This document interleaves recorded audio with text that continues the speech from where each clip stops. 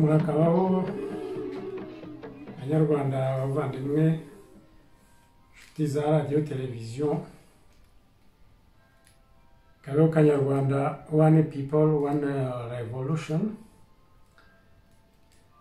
Murakabaho abari mu Rwanda rwa Gasabo, murakabaho abari mu Rwanda rwo hanze, mwese mbahaye indamutso y'urukundo, mbohereje energy,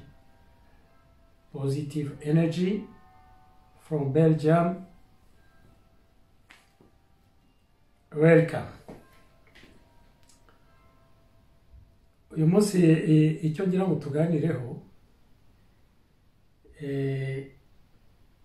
ni ibibazo abantu bambajije, ngira ngo ngarukeho. Ntabwo mbigarukaho byose uyu munsi, turaganira kuri kimwe gusa, ariko wenda hari n'ikindi ndi bukomozeho gusa, ariko nkazagikoraho ikindi kiganiro ikindi gihe.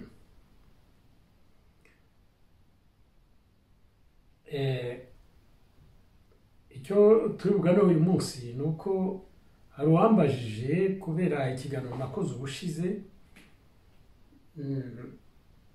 yarambajije ngo kuki yanyandikiye kuri WhatsApp hano, yarantefonye kuri WhatsApp, yarantefonye par WhatsApp nk'umuntu dayeri utaba hano mu Buraya, ambaza ati kuki wavuze ngo Karinga number 1, Karinga ya kera nyine y'abami b'Abanyiginya, ngo muri 1959 ntabwo yabaye revolutionnaire, ngo yarakomeje Karinga. Akaba ariyo mpamvu byatumye nyine mbese noneho igarukana ubukana, Karinga number 2 ikagarukana ubukana, kuko Karinga ya mbere yakomeje, nkuko nari navuze ubushize mvuga ko yari yagabanijwe ingufu gusa, mbese yabaye febri ariko irakomeza. Nambaza rero ngo nimbisobanure ko ngo atuvuga ukuntu ku ngoma z'Abahutu hashoboraga kuba hari Karinga. Kero nicyo ngira ngo tuze tuganiraho mu kanya, ariko mbere nagiye mbabwire, mbasomere ko kamwe mu ndumva c'est l'honnêteté, donc ukuri gusaba yuko niba hari nk'ibibazo byambajijwe cyane cyane numva ari ibintu biri relevant, nabisubiza ku mugaragaro. Kwa hari za commentaire nyinshi abantu batanze kuri site, n'abanyandikiye kuri WhatsApp, n'abandi bantefonye, zose sinayisomera hano, ndagira ngo mbasomwe rimwe kubera ko nzayikora ikiganiro kirambuye, ariko mbe ngize icyo nyivugaho.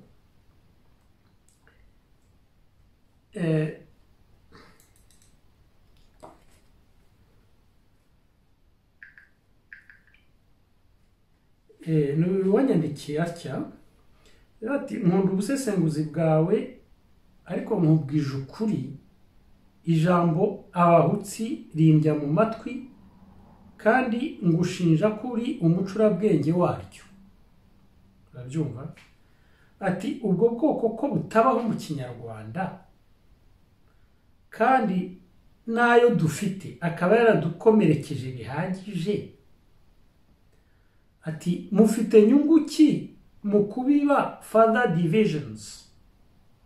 mbese kubiba amacakubiri arenzeho. Ati ndifata nka terme ikoreshwa n'Abahutu bafite ipfunwe ryo kwitwa Abahutu, bagashaka kwigaragaza nk'aho atari Abahutu cyane kuko bafite bakashaka kwigaragaza nk'aho atari Abahutu cyane kuko bafite amaraso y'Abatutsi. None arakomeza avuga ati don't make any mistake, ati ntimukibeshye, voilà, don't make any mistake,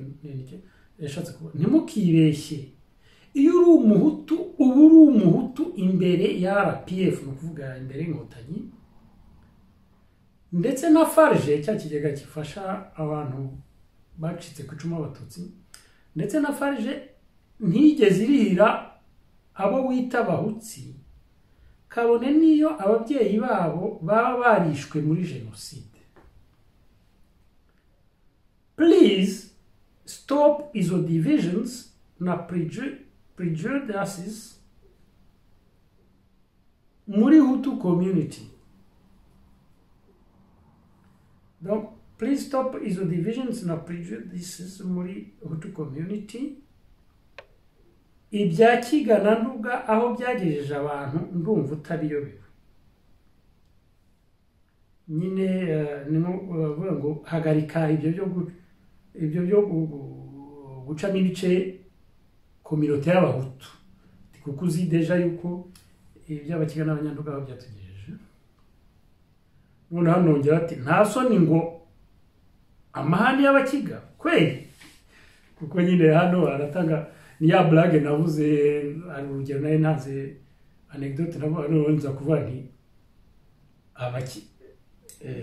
nti abakiga ni amahane y'abakiga murayazi gutyo ari byari urugwenya ko yawe abantu rimwe na rimwe tugiye dukora n'urwenya n'ubu ari cyane komeye mu muco wa Kinyarwanda ariko uretse n'iby'urwenya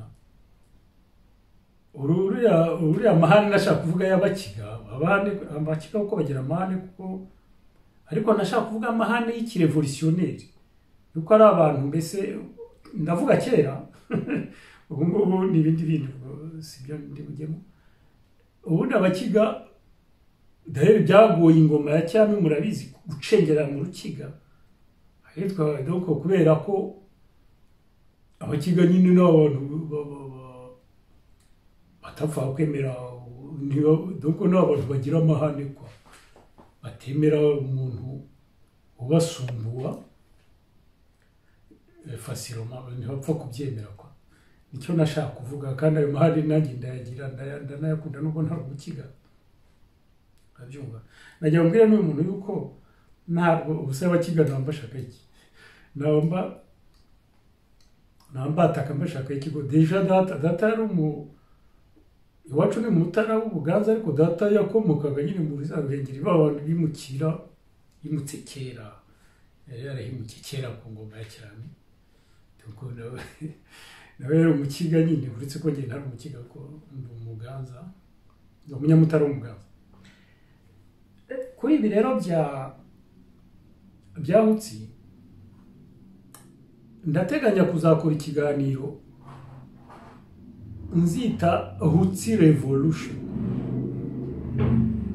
kuko abazabifata nk'ari nka provocation ariko style ya provocation ndayikunda muri revolution nziza donc hari ugomba gukoresha provocation kugira ngo abantu usuku abantu bavuge bati byacikiye hehe mbese barebe ibyo ari byo ariko ntabwo bizari guprovoka gusa Hutsi Revolution nzafite message nshaka kuzavugamo politique message révolutionnaire ariko mbere ko mbivuga mbaye nsabye abantu ku giti cyanjye bita ko cyogenza kwa Hutu Revolution mu rwego rw'igihugu rwa le peuple rwandais ariko hano nsabye abantu ku giti cyanjye bwite nk'uyu nyine wanyandikiye nanabishingiye ko yanyandikiye gutya mbaye nsabye n'abandi kubaha identité yanjye donc identité yanjye nka Sylvestre Nsengiyumva iyo niro komesa kuko iby'abahutu iby'abatwaye iby'abatutsi ubwoko ibyo nzabigarukaho ubwoko c'est une affaire privée urabyumva uburyo keretse abantu bajya muri politique nkuko nigeze kubivuga hano kuko icyo gihe ubwoko bwabo ntibuba bukiri affaire privée, buba bwabaye kuko cyane cyane ko nyine mu Rwanda nk'uko nabivuze ikibazo cy'ubwoko kiri central muri politiki y'u Rwanda, donc ubigiyemo icyo gihe ubwoko bwe niho bukiri privé, tukenera kumenya, ariko ubundi naho ubundi muri rusange ubwoko ni c'est privé. Identité yanjye rero jewe mvuga kandi maze imyaka myinshi cyane irenga 40 mbivuga yuko ndi umuhutsi. Jewe mvuka mama ari umututsikazi, d'ailleurs wo muri za famille aristocratique za kera z'abashefu n'abandi tusa. Data akaba yari umuhutu, udaye umupari yabaye n'umupari mehutu, umukiga umurera ko urabyumva. Jewe nuko meze kwa nuwo ni jewe, iyo niyo identité yanjye. Ko rero nabonye nta bivugwa, ntawo bavuga abahutu bakabona abatutsi gusa, nje ntibamvuge, nahisemo kwivuga ko jewe ndi umuhutsi, ko nuko mbyumva. N'amateka yanjye ndetse uvala amateka yanjye nagize, kandi nkeka ko atari ngiye wagize nawe yonyine, wenda nzabigarukaho muri ibyo bya Hutu Revolution. No amateka yantromatije bitewe n'iyo identité, urabyumva, bitewe n'iyo identité. Niyo mpamvu mujya mubona nyine yarigena nikaza nkunda kwandika nyine, murabizi nkunda kwandika muri rurimi rw'igifaransa cyane cyane, najya gusinya nti iyo nari wenda nabaga navuze iyo naba nanditse kuri ibyo cyagahutu gatutsi, hasi ngasinya ngo Hutu désespéré nk'umuntu wihebye kwa. Donc ibyo byarantumatije ku buryo when it comes to Tutsi conflict numva mbere nk'ikigoryi, urabyumva. Uramva jewe revolution yabaye data ari umupari mehutu uzwi hari, ariko muri 1962 simbizi ndahunga, mama arampungana muri za Uganda no muri za Karagwe Tanzania etc. ndi umubebe, urabyumva nk'ibyo bintu urabyumva. Nyuma data aza kunshaka nyine kuhosha muri za 1966 aza kunshaka mfite imyaka 4 cyangwa 5. Voilà, ngeze hariya nsanga nabwo bari kuvuga ngo ndi akanyensi, bamere nabi abantu aho nyuze tusa, ku buryo bigeze presidence yigeze ukoresha umuntu kuza gukora enquête iwacu mu rugo, bavuga ngo data yazanye inyenzi ngo yivanye muri Uganda. Uriya murego Donati, urabyumva, yakoze muri presidence, niwe waje yize na delegation bazi iwacu mu rugo muri salo, bavuga ngo inyenzi irahaga data nza genda imyaka 5. Noneho baraseka nyine bamurego tusa, ariko urumva nk'ibyo bintu byose bigutraumatiza, byari ibintu bitasobanutse, urabyumva. Ikibazo cy'abahutu n'abatutsi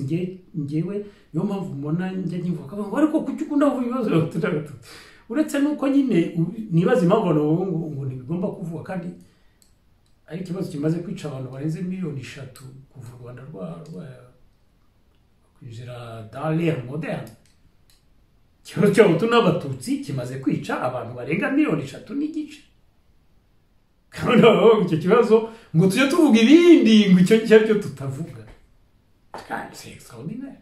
Kandi mu kukivuga tugomba kujya twintroduiza ibitekerezo biri revolutionnaire bishobora wenda kudufasha, ariko nzabigarukaho nyine muri ibya Hutu Revolution. Tukivuga gutya tuguma kwicara mu byadusenya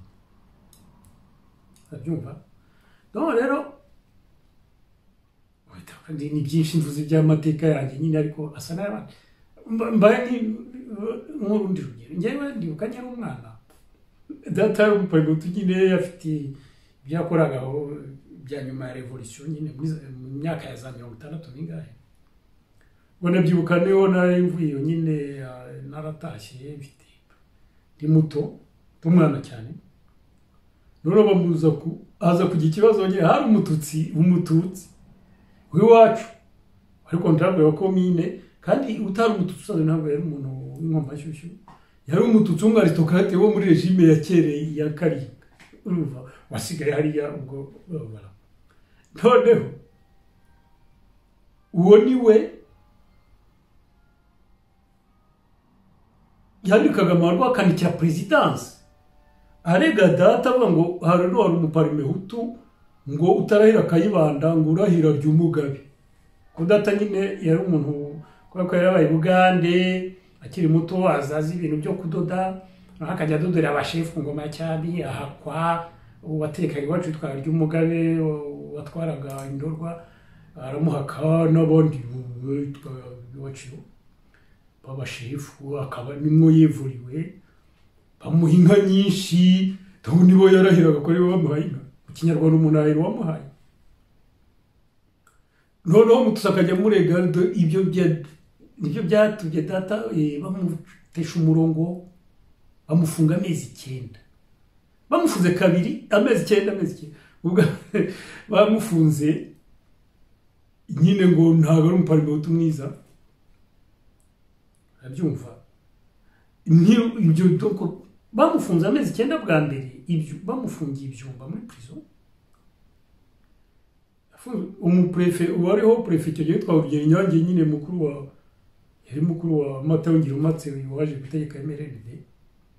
Rugero Inyange afunga data nyine ngo sumparmehutu tuzuye tusa none igihe afunzwe sinzi umunsi mukuru wabaye aho umunsi mukuru ni wari kwibuka revolution ni wari bya independence afata icyemezo yuko inka zizabagwaho do ibimasa ko izava mu nka za data za Karekezi nyine ngo utari ufuzwe bazizana igikamyo iwacu bapakira ibimasa 10 bajya kwibaga ibyumba binwiki asohotsemo arongera guma nyine aguma arahira ry'umugabe nicyo wongera gufunga bwa kabiri amezi 9 tuvana bwo wongera hari baza kugiza indi nka ariko byo simbyuka neza cyo ndibuka ko byasakuje nyine ikinyamateka icyo gihe yaje no kuvura urwo rubanza bavati hari umuturage wanganye na prefe ibintu bya parmehutu tusa kandi byose ntabwo ari Kayibanda babaga batumye ari kumva ndajya mubwire uruba doko yarezwe n'umututsi umwaristo bagurize ko ataparmehutu tuzi aya mateka y'abahutu n'abatutsi wacu ibinyoma birimo za contradictions ibintu bivangavanze biro byo kubimanganya no kugira nge byaranumotije kandi nibyo byasenye u Rwanda kuko iyo tuvuga revolution nyayo d'abord itangira mu ukuri niyo revolution kandi ukuri kwa revolution gusaba yuko umuntu areba muri retroviseur muri andorwamo imodoka bita retroviseur nyine bareberamo bareba inyuma hariya kugira ngo urebe ibyo mwabeshye inyuma ibyo mwari manganije ibiki byose byatugejeho tugeze mu bikosore mujye muri revolution y'ukuri ni bya nyine mvuga revolution yimbitse niyo ngiyo urabyumva ikinyoma cya Karinga kuko numva mubizi kamemo uko mu nkingi ntoya zimwe mu nkingi zihengetse hariya mu nzu Karinga rishijeho harimo ikinyoma ibyo by'abazungu bita dissimulation kubeshya no guhishahisha no kurimanganya no gutekera ubu nyine basigaye bagita gutekera. Ibyo rero ni Karinga urabyumva.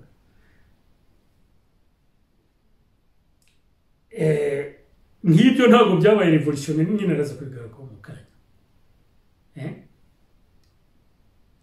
Nko kuri iki kibazo cy'abahutu n'abatutsi muzi amarimanganya harimo kugeza n'uyu munsi. C'est traumatisant, c'est pas possible. Reka kugira ndangirizaho kuko nzakigarukaho, reka mbahe anecdote. Nukuba mbesa agakuru nahagazeho. Mu myaka yashize Ingabire yatarashinga nyine Darfa akiri president wa FDR aba mu Rwanda abakimufungura. Hari ibirori byabaye bikunda kuba buri mwaka sinzi uyu mwaka ntibiraba byo guserebura nyine Ingabire ubutwari bwe byo kwishimira ubutwari bwe no kubiserebura.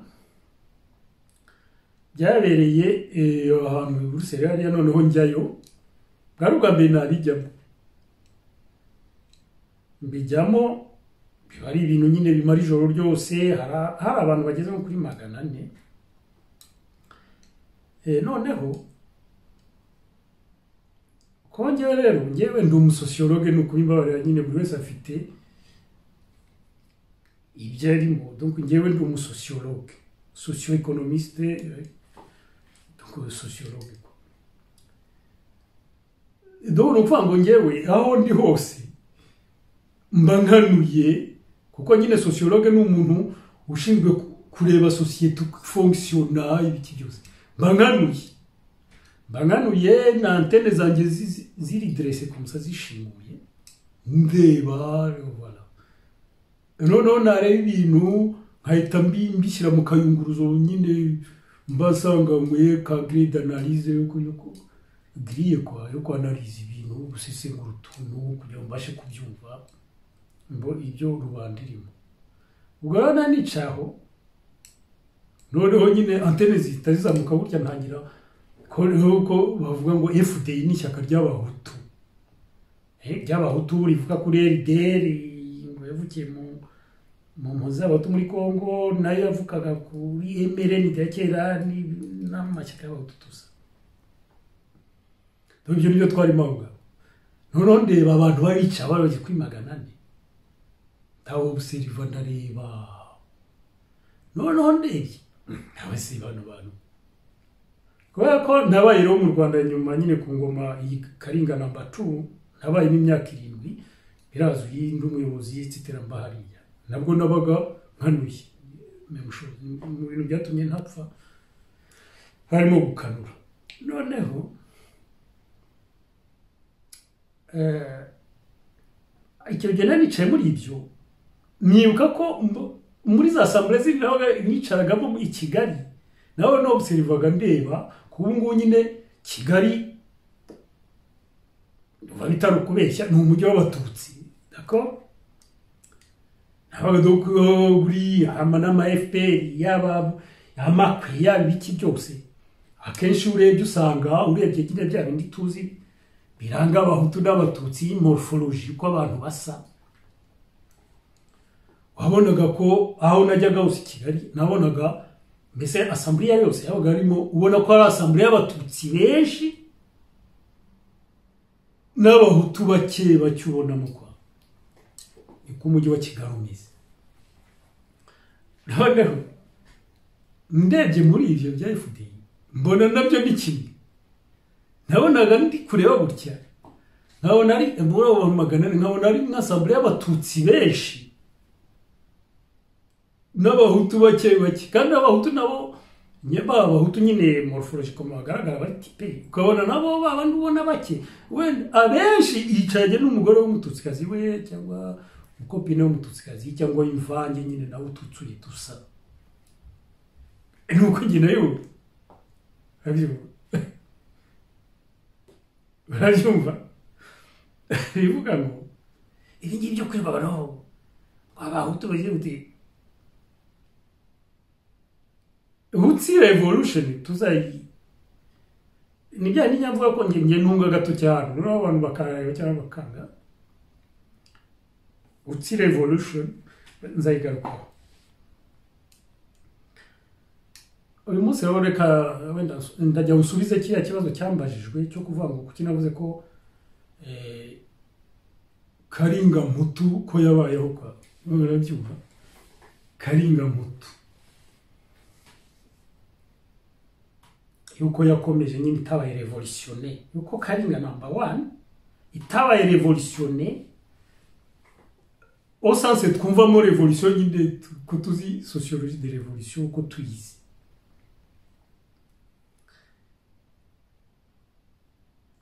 ngewe nemeza yuko donc mpite nkemeza none hano wenda tukigandeho nemeza ko ubutegetsi bwa Kayibanda n'ubutegetsi bwa Habyarimana ari Karinga yakomeje Karinga number 1 ariko mbese ivungutse utuntu enfin wenda utuntu naba nkabi ivungutse ukamenya ibintu bikomeye ndabigaruka hano ariko igakomeza kwa ikaba ari byo kuba yarakomeje itabaye revolution en profondeur byatumye noneho igarukana ubukana igaruka noneho iri Karinga 2 ikaza none inakosora amakosa yabaye kugira ngo inabe revolution gakeya yakosoye ibyo yumva ko hakoze amakosa yatumye irima mbere ibyo icyabyoroheje kikaba uko habayeho Karinga Mutu urabyumva kugira ngo dufatanye kubireba tubanza turebe revolution muri 59 nigeze kubivuga kiganiro n'ubundi kiri kuri ishena ariko reka mbigarukaho sindi bugaya ko byose ariko ndagaruka tumwe dutuma tukumvikana burya habaye ibyiciro bitatu by'abarevolutionnaire bakoze revolution muri 59 groupe eshatu groupe ya mbere n'ababirigi ari nabo basifuye ifirimbe ababirigi leta y'imbirigi kwa l'administration belge bashakaga revolution bashaka ko ingoma ya cyami intutsi ihirima groupe ya kabiri bari abandi bashamikiye kuri abo Kiliziya Gatolika kuko nayo yari y'ababirigi nibo bayizanye abazungu b'ababirigi nibo bayizanye abapadiri nyine baje baherekeje babanzi uziko ariko byagendaga nose muri Afrika babanzirizaga les colons donc nyuma bagakorana voilà l'église catholique rero yari un acte révolutionnaire muri 59 nayo yashakaga ko mbese en solidarité na leta y'ababirigi yashaka ko ingoma ya ntutsi ihirima noneho les acteurs ba gatatu ari nabo bari boroshye muri abo bafite ingufu nkeya comme acteurs révolutionnaires ni les élites Hutu révolutionnaires et les élites Tutsi révolutionnaires. Attention. Mwene mbisubiremo. Groupe ya gatatu yari igizwe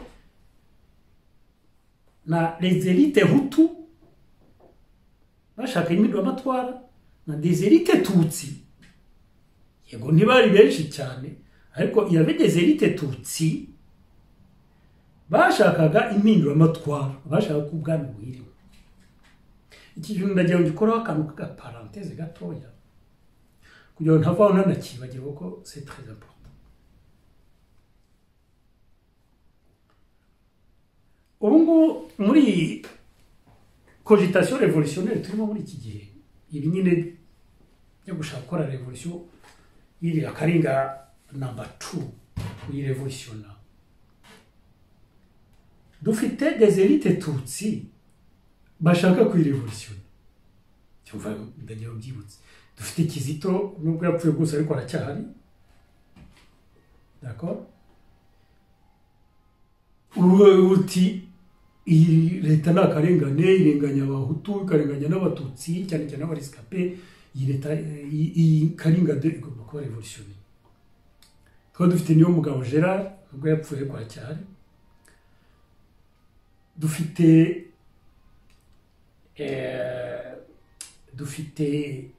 Sankara dufite Barafinda dufite Karasira dufite bari abanyamakuru bandi tuzi nyine baba revolutionnaire b'abatutsi dufite porte parole wa Ingabire w'umututsi w'umurescape mu intellectuel ushaka w'umurevolutionnaire dufite n'abandi dufite Rudasingwa dufite Musonera dufite d'accord urumva uburyo rero ni kuri ari byari bimeze muri 59 ibi impamvu mbivuga ni ukugira ngo ntituzakora ikosa ryo muri 59 muri 59 rimwe nyine muri ya myaka bano ba iyi groupe y'abatutsi baba revolutionnaire babaye occulte babakubye na zero kubera ko ababirigi niyo shema bari bafite kuko nibo bari bafite ingufu abirigi na Eglise catholique bashatse kuradikaliza gahutu bagomba gukorwa revolution ya nyamwinshi gahutu none baradikaliza ndetse baravuga ati ni monadite parmi hutu urumva kandi bise parmi hutu ubwo exclué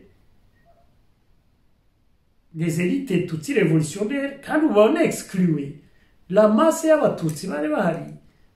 bararenganye nabo ingoma y'amerenganje data bitaga inkomba shyushyu nanjye niko mbita ariko bitari kubasuzugura mbere uko nyine bavuga ari abatutsi nyine ko abatutsi byari bizi ko ari abantu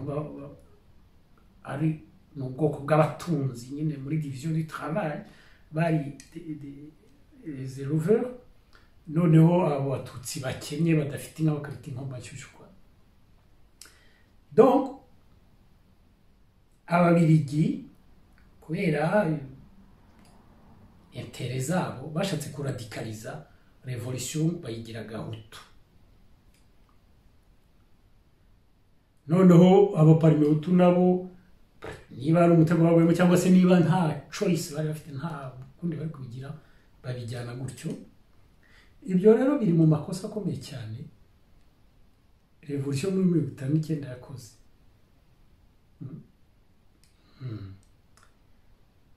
et donc iyo parenthèse reka nyifunge ya les élites tutsi révolutionnaires zabayeho kimwe nuko ziriho ubu ngubu tuziha agaciro ariko ntabwo tugomba kubaha agaciro kubera ko barwanya ubutegetsi ari abatutsi c'est pas ça urumva kuko abatutsi bose barwanya ubutegetsi ntabwo barwanya pour des raisons révolutionnaires ntabwo barwanya kubera ko ari abarevolutionnaire bose wese afite impamvu tureba abarimo ba revolutionnaire bashaka kurevolutiona ingoma tubaha agaciro bakwiye urabyumva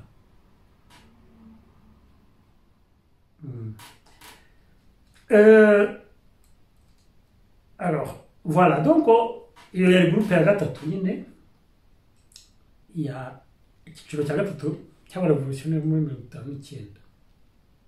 urabyumva bari rero batatu noneho icyo rero nashaka kuvuga nuko aba bose uko ari batatu ndavuze nzanabisubiramo izi groupe z'uko ari eshatu nta nimwe yigeze igira interest yigeze yumva ishishikajwe no gukora revolution yimbitse bitewe nuko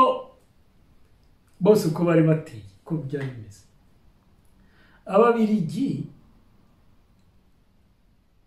bashakaga donc l'administration belge ndetse na Église catholique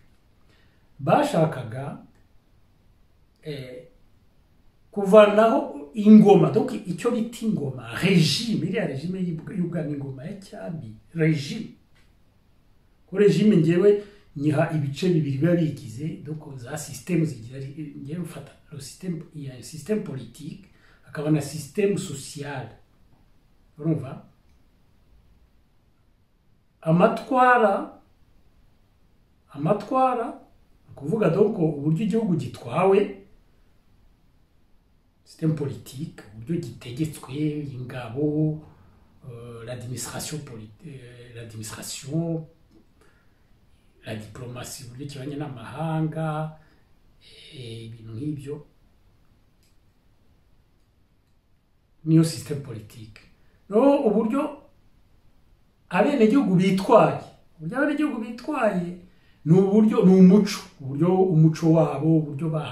babanye etc, ibyo bavaloriza, ibyo baha agaciro, indangagaciro zabo etc, n'ibyo badaha agaciro, uburyo bahahirana, c'est-à-dire le système économique, l'économie, uburyo bivuza, uburyo biga etc, l'éducation, la santé, ibyo le système social. Ababirigi kubera ibyo bari bagamije imbere,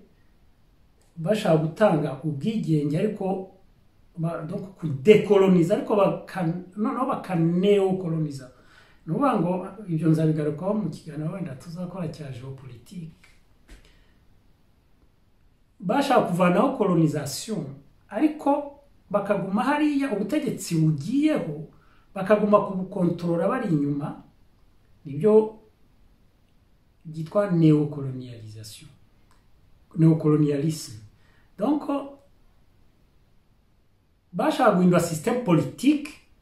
hakajyaho système bashaka iri faible, kuko système y'abatutsi yari fort, inahanganye nabo nyine babagize akanyaro, ndumva tuzabigarukaho cyangwa nigeze no kubivuga. Bashaka gushyiraho abahutu kuko bari faible, noneho bakabakoreramo nyine bakora neocolonialisme, ariko badashaka guhindura système social, kubera ko nubwo bwose bari bahanganye n'abatutsi bashaka kubakuraho, kumvaga batabategekeramo. Mbese abatutsi bari berekanye ko badashaka ko ababirigi bategekeramo, bari no mu bintu byabo bya noza bya communisme, icyo gihe ntabwo byari bigezweho. Iyo ni tuzabigarukaho. Ariko nubwo bwose ababirigi bashaka kubakuraho ku butegetsi, ariko bashakaga ko baguma, bashakaga ababirigi ko baguma muri système social, kuko ababirigi bagumye kwemera yuko abatutsi nk'ubwoko bafite icyo barusha abahutu, yuko aribo abaparteneri beza muri gestion, kumanaginga nyine nko muri Église catholique, abapadiri, abasenyeri, iki byose n'aba auxiliaires ba Église catholique, uziko cyari kimashini gikomeye. Nanu bumvaga bakeneye abatutsi, bakeneye ko n'abatutsi baguma, ko ni nabo bari barize, bari baraforomye imyaka 200 abazungu bari bamaze cyangwa 150, bashaka ko baguma bagakora muri système quoi, système social, mu buvuzi, mu buganga, mu education, mu buvuzi, mu education, uburezi, mu muco, mu bintu byose ko urabyumva. None uvuga ngo Karinga bashaka kwikomeza igice. None Karinga, ariko hano iyo mvuze Karinga ntago mba mvuga cyane, iyo umuntu avuze Karinga uziko abantu bahita bumva abatutsi. Nabyo nibyo ko nibo nyine bashyizeho iyo ngoma bakanayijera imyaka 400. Ariko Karinga vantu ni ingoma kwa, ni système. Urumva nicyo mba mvuga iyo mvuga Karinga 1, Karinga 2, ni système. regime ishobora kuberwa n'abahutu ishobora kuberwa n'abatutsi kandi ikaguma ishingiye kuri za pilier za nkingi navuze haruguru ndi bugaruka. Donc Karinga voilà. Noneho bano bahutu rero nabo bari aba les élites hutu même des élites tutsi révolutionnaires bari kumwe nabo ntabwo bashaka kurevolutiona cyane kubera ko bari baje ugomba gusimbura ababi n'abashefu etc. Hari za avantage iriya ngoma ya Karinga yatangaga iha abantu bari muri ibyo bari hejuru yo bumvaga nabo bashaka gukomeza guprofita. Barabyumva iyo mpamvu doko byose ibyo byarabaranjaga yuko Karinga itaba revolutionné en profondeur. Urumva reka rero turebe nyine izo uko impamvu aba bose batasha ku revolution. Karinga uzi ko yari shingiye nkuko nabivuze yari shingiye ku nkingi eshatu ariko ya kane nayo bagenda bivuga shingiye ku ivangura ry'amoko ko nabivuze shingiye ku buhake ariko ni esclavage déguisé yitwa ubuhake ngo aguhinga ariko byari esclavage ishingiye no ku rugomo violence urugomo rukabije violence excessive urugomo rwo reka ngira icyo mvugaho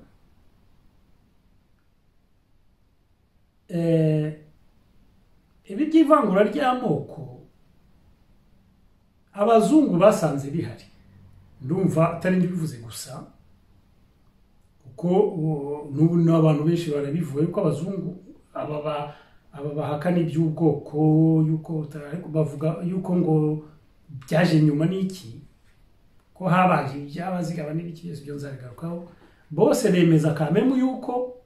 ubwoko bw'abahutu n'abatwa n'abatutsi atari abazungu babizanye ko byari bihari ko byaje imbere bavuga ko byaje nyuma y'amoko 26 ariko bakavuga ko byaje mbere ko abazungu bari basanze ndetse naho nditwa Nsanzabera uyu nguyu usigaye wiyita avugira hari Kigali amaze kwandika ibitabo 96 ngo kuri icyo kibazo yiyita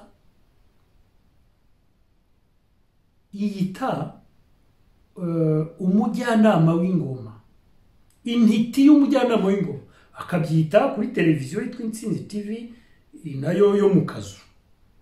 akabyita ari Kigali nta muntu urabivuguruza donc urumva ko abavuga ibintu ufi mbese ibyo abavuga no kuvuga ngo ingoma yari irabyemera kandi ukanabona niyo ubonye ukuntu avuga n'ibyo arimo ubona ko ashyigikiwe nyine afite institute iri inyuma ye. Ndabona avuga yuko ivangura ry'amoko ryariho babiri bataraza kuko bwo byashyizweho ngo na Cyilima Rugwe umwami nyine wavuze ko abatutsi ari cyo cyiciro cya mbere abahutu ari cyiciro cya kabiri abatwari cyiciro cya gatatu ndetse akanavuga yuko abatutsi kuba umututsi bagomba kubiharanira ko umututsi ngo niwe witwaga umuntu niwe wari ufite ubumuntu abandi bari deshumanize arabivuga vraiment voilà. Donc ivangura ry'amoko abazungu bararihasanze nabiriya by'ubuhake nabyara bivuga ko byari bihari yuko umuhutu yagomba guhakirwa inka nyinshi kuko kugira ngo azabe umututsi yagomba kugira inka zigeze kuri zingahe karerekana n'ibindi zindi kritere ko icyo cyo kugira inka cyarimo kandi ko waziyakirwaga ari inka y'ubuhutu yo guhakirwa akaba n'inka z'ubuhake etc. Donc esclavage yari hari. Par contre iki cya violence iki cy'urugomo rukabije wenda nacyo cyari gihari ariko cyagize ubukana cyane abazungu baje kuko abazungu nibo bazanye system kiboko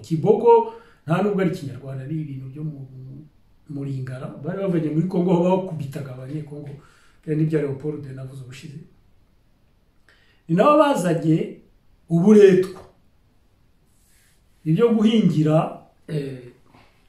leta gukorera imirimo leta idahemberwa ukajya iminsi 3 cyangwa 4 yo gukorera leta cyangwa se gukorera abayobozi kandi bagara abatutsi utabihemberwa tusa uburetwa shiku tusa nibo bazungu babizanye. Donc la violence baraje bayirenforcer niba wenda yari ntari simbizi ko yari cyane ariko baraje nyine ndetse twabukwe bayizanye kandi baje kuri ya ngoma ya Rwabugiri do ntago ari kera. Voilà. Noneho rero ari inkingi ya kane gushize ntavuze kandi komeye akarengane ka rubanda rugufi urabyumva arengwaga na les élites bo hejuru. Rubanda rugufi rero hari abahutu nyine nibo bari benshi barenganaga kuko les élites nyine babaga recruté mu batutsi muri rusange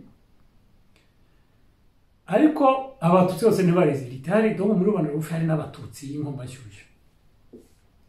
barenganaga urumva. Donc barenganaga gute rero hari barenganaga kugusangira umutungo w'igihugu akanyagwa les élites bakwigwizaho umutungo w'igihugu cyane cyane umutungo w'u Rwanda wari ubutaka n'inka nibyo byari ibintu bifite agaciro ubutaka n'amatungo kwa les élites bakagira ibikingi bakagira inka nyinshi bakajya bahaka abantu kujya bazaguha inka nyine ukamukorera imyaka 100 urumva. Muri aka karengane rero harimo ikintu nacyo kiri institution ibi byose ndi kuvuga ku ngoma ya Karinga 1 ku ngoma y'abanyiginya byari institutionnalisé numva ngo byari byemewe na leta n'umwami esclavage bake bwari bwemewe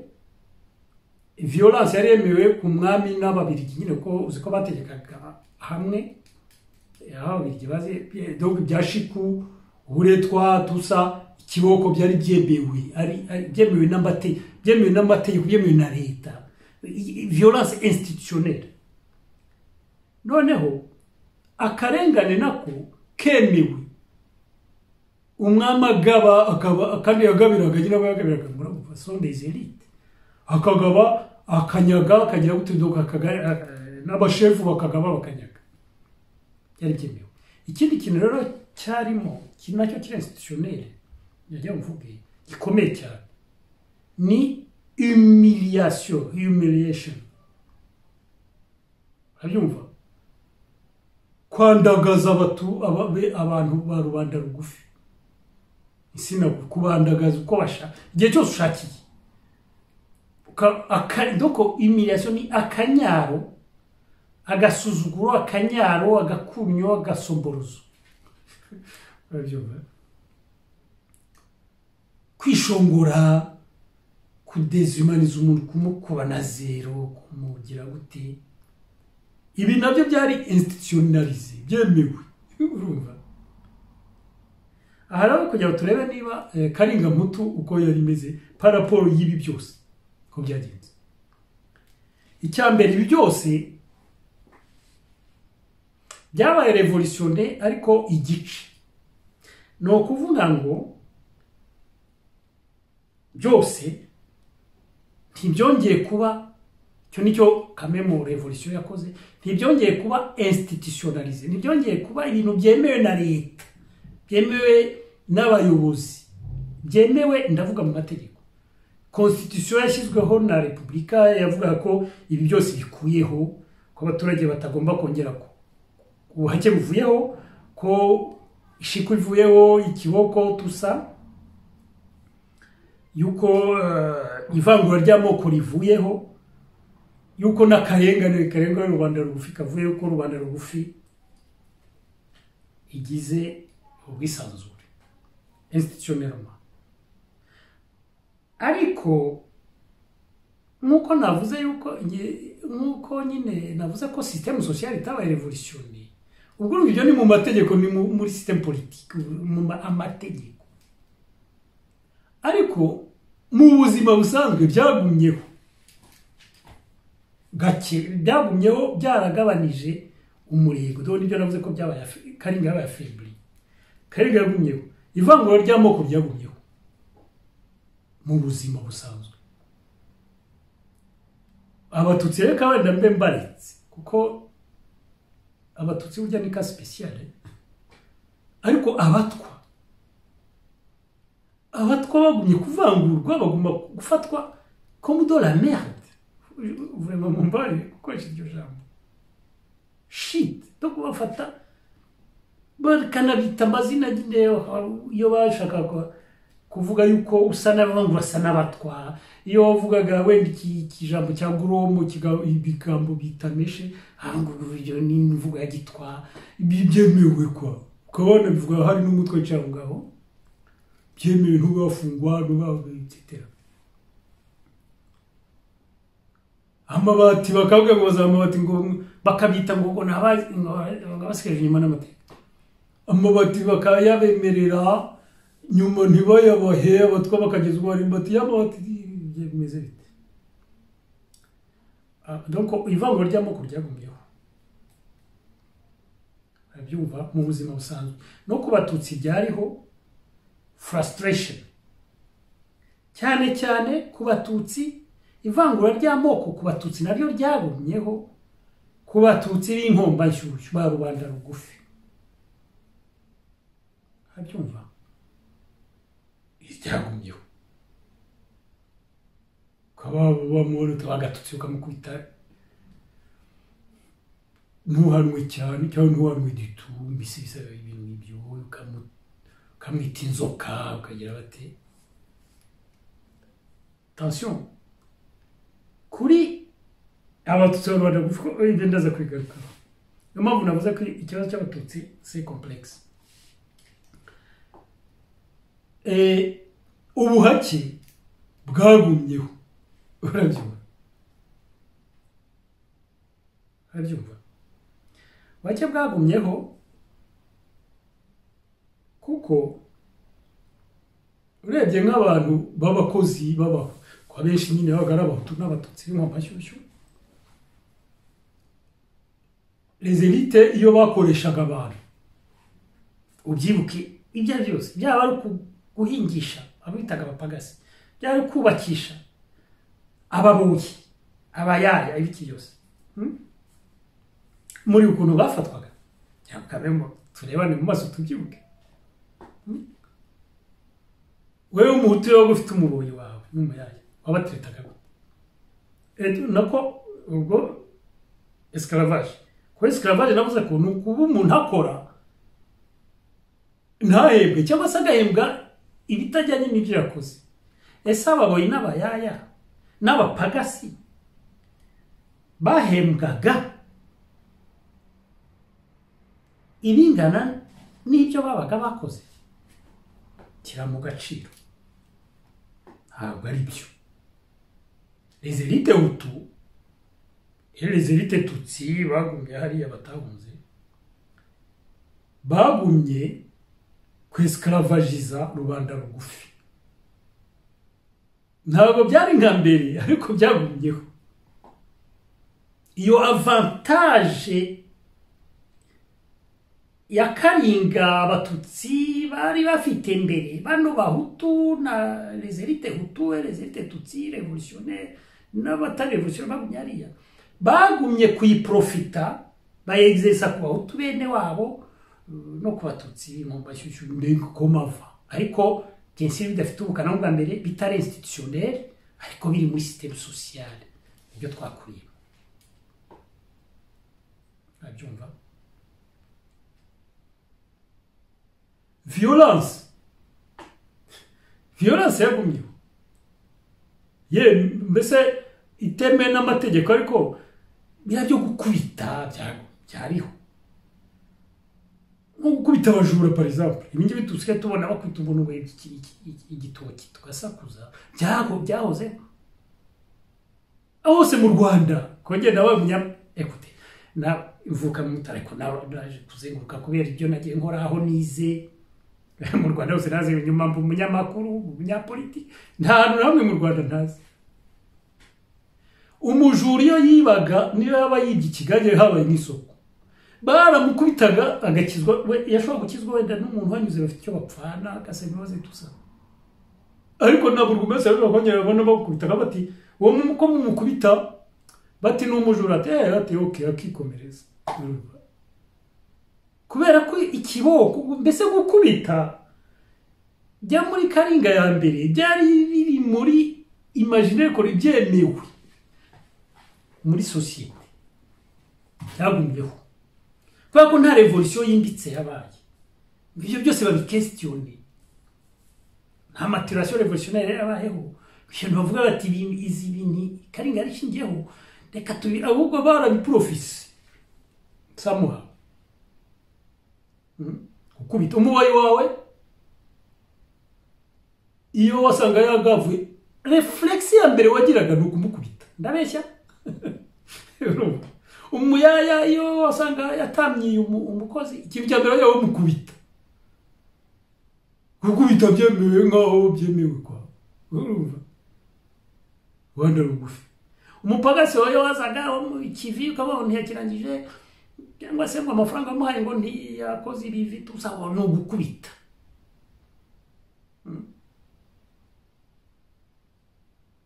la violence violence exerce nyine toujours kuri rubanda rugufi abaho tu n'abatutsi ngo bashyushye hanyuma rero akarengane aho byinagahoma byagumyeho cyane Karinga Mputu hano c'était grave quoi akarengane d'abord muri partage y'umutungo w'igihugu nahoze mvuga deje ukuntu rubanda rugufi bahembwaga ubusa abantu bakigwiza umutungo bakoresha abantu bahemba ajyanye n'inuza tusa ariko si byo gusa nahoze mvuga umutungo w'u Rwanda umutungo ukome cyane w'u Rwanda ni inka n'ubutaka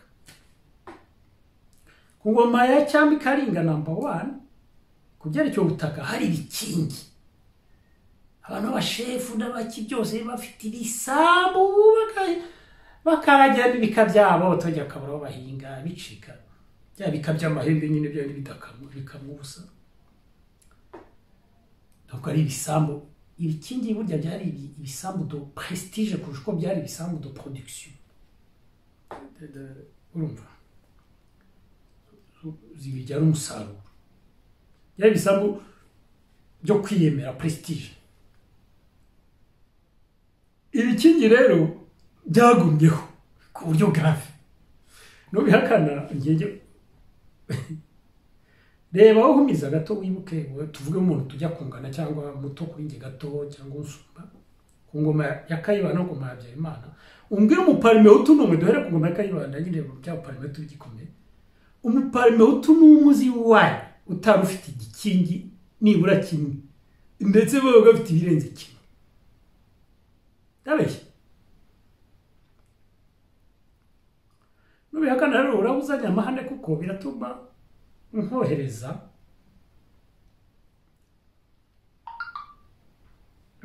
kujya kureba ikinyamakuru cyitwa Imbaga cyandikwaga mu marembera y'ingoma ya Habyarimana urumva hashize imyaka 30 abahutu bayobora Karinga Mputu kwa icyo gihe nagikoraga n'icyo kinyamakuru twigeze kwinisiya dukora dosiye ku bikingi mu Rwanda twayikoze kuri article nani nimero z'Imbaga zigeze kuri 3 ko byari ibintu biteye ubwoba urumva buri nimero yuzuye nta yindi twanditse ari iki gusa twoheje abanyamakuru hirya no hino nanjye nagiye kuritera donc nagiye hirya no hino mu Rwanda gukora enquête ku bantu b'abayobozi n'abantu b'abakire bacuruzi biki abahutu n'abatutsi kwa tusa bari bafite ibikingi byagiye ku nimero 3 cyangwa muzajye kureba mu Mbaga noneho iyo dosiye ndibuka yabaye boom abyumva yabaye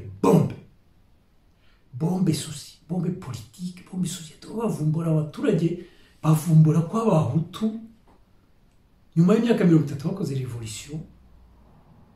Karinga y'ibikindi yari gikomeza bitewe ubwo kandi inzara bicika muri Gikongoro inzara bicika Butare inzara nayo twayikoze reportage muri centre wacu ni imbaga tusa inzara bicika urumva les élites bafite ibikingi bibera mu migi none bagashumbusha abaturage urumva nabyo ni esclavage abaturage bagahinga ariko atari sambu yabo yashobora kuza cyose akaba yakubitira umugeruka kwirukana agashyiburiya mbese kugabira no gushumbusha tusa tikyo kisi abyumva noneho humiliation akanyaro kasombora kunyo na gasuzuguro ibyo nabyo murabizi byagumyaho les élites hutu etutsi kuntu basuzuguraga rubanda rugufi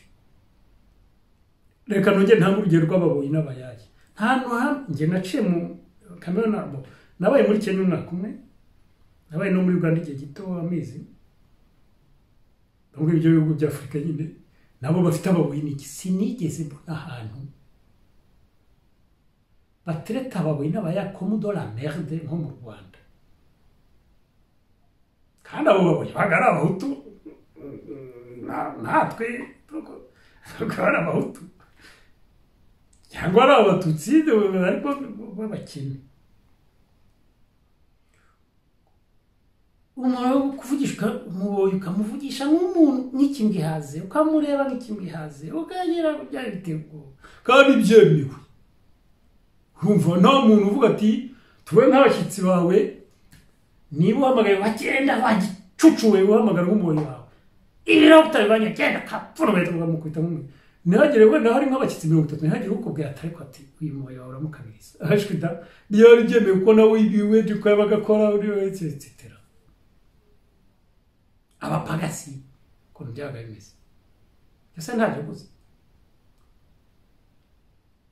abakozi yo uri nk'umuyobozi ahantu abakozi kuntu bafata abakozi mu kigo cyawe yabaga no ari societe yawe abakozi bawe ibi byose rero muri izo nkingi zose za Karinga zari zikiriho kubera iki kuko Karinga yavuye kuri Karinga ntutsi iba Karinga ntutu mbese iba amenaje gusa ntabwo Karinga yavuyeho byumva Karinga ntutu kwa ku ngoma yo kuri system akayara ku system ya Habyarimana noneho rero aho ikindi rero nuko kandi ikiganiro kiri butinda ariko ntacyo kwingi vraiment important ikindi nuko ko batubwiraga ngo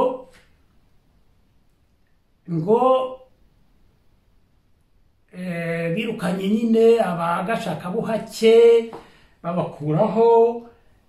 ibiki byose ari byo bivugwa muri discours politique ko nyine ko ari revolution utungo abanyabagashaka buhake batutsi bi so nabyo byari kubeshya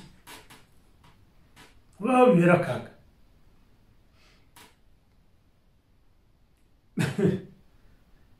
niho hantu honyine habaye revolution none ukabona les aristocrates bo muri ancienne muri regime ya kera bakomezanye na les élites révolutionnaires kabyumva kuntu byayimeze burya les aristo ba kera bo ku ngoma ya cyami Karinga ya mbere bahunze niba ari nyine b'intagondwa bari cyane poroshe y'umwami cyane hafi kandi bakaba ari intagondwa nyine babandi bari banditse biro tuvuga muri ya discours yari yanditse ya lettre abibwami banditse ngo ntibashobora ngo gusangira ubutegetsi n'abahutungo n'abacakara babo biro tuvuga muri babandi nyine baba dur nibo bahunze cyane cyane bo byumvikana ko bagomba no guha ko baranatwikirwaga nyine kubera bafite akanyaro bagatwikirwa inka zabo zikaribwa ibikingi byabo abahutu bakabigabana tusa abo nibo bahunze ariko abaristocrate ba kera bari abarevolutionnaire ko nabo barimo bashaka koresha impinduka bagumye aho d'accord none ndetse n'abaristocrate batari abarevolutionnaire ariko kubera XYZ impamvu bashatse kuguma mu Rwanda ntibazana akanyaro bakegereza bari abarevolutionnaire bagumye hariya barabyumva bagumye hariya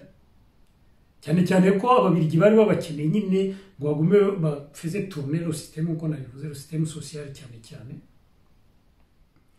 bagumye hariya ndetse rwose n'ab'ibwami mu nda y'ingoma bagumye hariya umwamikazi Gicanda yagumye hariya umugore wa Rudahigwa barabyumva murumuna wa Kigeli witwa Rwigemera yagumye hariya mu rugero nari ntazi bariya banyetera umwuzukuru wa Kigenda barasanyetera yagumye hariya abo nibo ntabwo urugero nzi ariko murabazi benshi cyane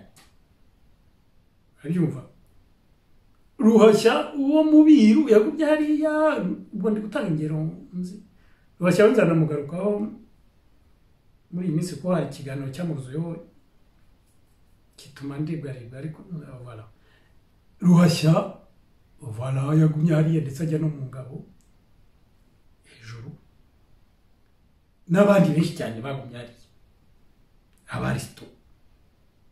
bari muri système yose mu bucamanza mu kwigisha muri education mu buganga abasista médicaux biki byose bose barimo kwa les aristocrates bakire simvuga abatutsi inkomba cyuko nabo nyine baragumye évidemment aba rero bagumye gufatanya n'abarevolutionnaire b'abahutu n'abatutsi kuyobora igihugu bagomba gufatanya gukora ibintu avuze haruguru abikorera rubanda rugufi bagumyeho abantu niyo revolution ya mbere yageze gutyo ku isi urabyo une révolution usanga abarevolutionnaire les élites révolutionnaires bakarokonduiza les élites de l'ancien régime barwanyaga bavanyeho bakayirokonduiza urabyumva kandi abo les élites bakera simvuza ko ubundi bagomba kubica cyangwa kubirukana ngo bahunge ariko kubarokonduiza kandi bakagumana ingufu urabyumva cyane cyane système social bo bayikontrole bo batira les ficelles bo bategeka l'église catholique bo bategeka bakontrola ubucuruzi ari bakontrola l'éducation révolution ivuye muri révolution ari bo bayikontrola ari bo etc umugabo byari bayi kwisi aho byabaye handi muzambire noneho aho rero amariganya yabereye nuko abo ba revolutionnaire b'abahutu cyane cyane babaga barimo bakolabora na les élites de l'ancien régime bakorana business bategekana ensemble ndetse aho byabaye n'akaga nuko kugira ngo bimarshe okay donc bari muri ayo ariko muri discours politique baguma kudiaboliza Karinga ya kera bavuga yuko abatutsi bari bameze gutya ko bacakaje abahutu ko abatutsi n'iki byose ari banabitwigisha anose ari byo bavuga rero discours politique bafishaga hutu kandi mu buzima babana n'abatutsi bategekana nabo bakorana business barongorana nabo kuko uko byari bimeze muri mutu wese cyangwa hafi ya wese banavuga la tendance wazamukaga avuye duko azamutse kubera amashuri yize cyangwa akazi keza yabonye cyangwa yabaye umucuruzi cyangwa yize umwuga agera ku bintu akinjira muri secteur moderne. Ikintu reference ya mbere yagiraga kurongora umututsikazi kuko nibo babaga barize, nibo babaga bafite umuco, nibo babaga bafite wenda nzabigara kwa ikindi gihe la communauté tutsi niyo yari ifite la culture, niyo yari ifite ibyo nakwita la finesse la culturelle quoi, niho yari ifite ibingibi bita le raffinement etc. kuko nibo nyine bari bafite umuco bakontroraga imyaka 400 ko abahutu bo bari abacakara. Donc umuhutu wese wabaga évolué ko babyitaga yarebaga nyine yabaga yari nka rukuruzi yakururwaga na communauté tutsi ikamukurura yabishaka atabishaka agashaka cyane cyane nyine agashaka yo kugira ngo yemancipe abyumva. Nuko byari bimeze n'ibyo twabagamo, ariko noneho bigatrasha na discours urumva ku buryo ndetse byagushije abaturage abahutu barubona rwa giseseka mu mutego bashoboraga kubera ko umva ziduswa abatutsi ngo n'ubushengo n'utuyoka ngo abatutsi ngo n'iki ngo abatutsi ngo n'abajya mahere ngo abatutsi n'abashenzi ngo abatutsi tusa, ukaba wakwibeshya uri nk'ikigoryi ukaba wakwibeshya ukaba wasuzugura nk'umututsi runaka akagenda akabwira umukoronderi w'umutu bagahita bagufunga cyangwa bakakwambura ibyo cyangwa ukabamarira nk'uko wumvira ukuntu umututsi w'iwacu nyine yatesheje data umurongo w'umuparmehutu kandi ari umututsi w'umwarisito, nibyo nahuze mbabwira kare urumva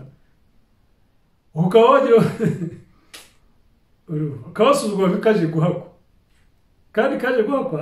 buri munsi asagira na perezida n'umwana we yarabyaye n'umutisi umwe wa perezida cyangwa banza yarabyaye etc. urumva ukaba kwasama kubera ko urugero ari umututsi ukamubwira nabi kandi Habyarimana nta cyemezo na kimwe cya politiki akora atabajije bigira umwana. Ingero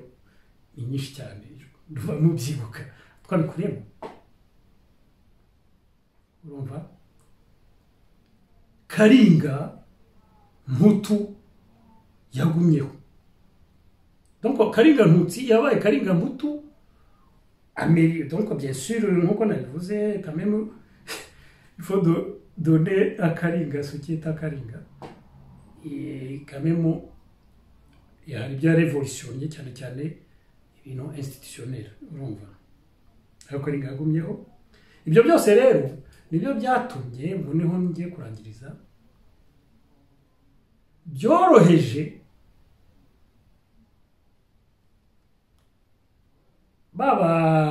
baba za ntagondwa z'abatutsi ba Karinga ya kera y'indani, byatumye iyo regime ya Karinga Mputu yoroha nyine kongera kwihirika hakagaruka Karinga ya kabiri noneho inakosora amakosa yandi yatumye bya bindi binaba revolution ho gakeye.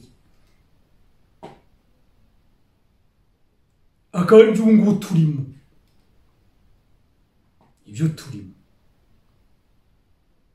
haravuga ko mu bintu iyi TV ishaka gukangurira abantu nuko yago kuko niko mbona bimeze, mbona abantu bashaka gukora nk'ibyo byose bitabaye barimo duko bashaka indi revolution nanone iri sopudre nk'iyo ngiyo icyuka urumva hakenewe revolution profonde irevolutiona système irevolutiona ingoma ititaye ku bantu bayiyobora byaba cyangwa abazungu cyangwa n'importe karevolutiona umuco karevolutiona za nkingi zose karinga igenderaho kuva kera kugeza today kandekera ngaha rero mbashimire nongere bahe indamutso ya revolution akabaho nawe